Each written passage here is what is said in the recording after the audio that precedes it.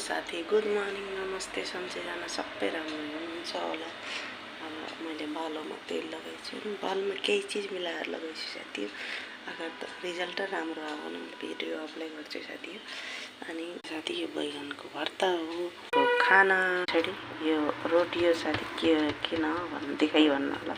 अनि त्यसपछि यो मैले मुलीको परोठाको लागि यसरी भरेर बनाउँछु साथी। अनि यसरी भरेर बनाइसकेपछि किनभने फुट्नेको डर पनि हुन्न अनि मसला सिक्किन्न साथी। यस्तै बनाउनु परोठा अनि यसरी बनाइसकेपछि त अनि बनाएर रेडी गरेको साथी। बनाएर राखेँ भने सजिलो हुन्छ, पछि जतिखेर खानु मन लाग्छ धेरै। अनि तपाईँले गरम गरेर खान सक्नुहुन्छ साथी। अहिले मेरो मेहमान आउन गएछन् अनि मैले यसरी हाफ गराएर राख्छु साथी। कस्तो राम्रो पातलो बनाउँछु अनि यस्तै राखिसकेपछि त तपाईँको रोटी खराब हुन्न साथी। देख्न पनि राम्रो अनि खाना पनि सजिलो।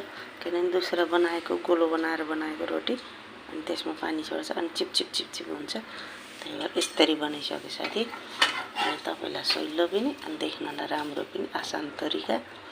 अनि साथी मैले जस्तो हुन्छ उस्तै अपलोड गरेको।